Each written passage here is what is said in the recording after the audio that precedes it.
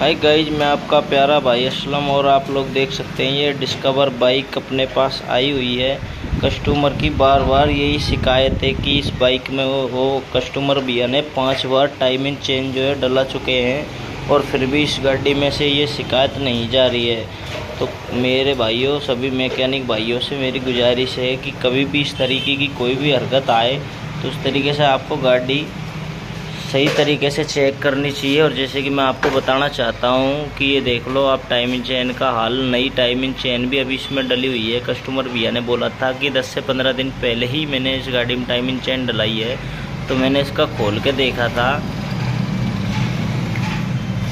कि इस गाड़ी का तो टेंशनर ही ख़राब पड़ा है भाई। तो सभी मैकेनिक भाइयों से गुजारिश है, कृपया तरीके से गाड़ी को चेक करके तब रिपेयर करें।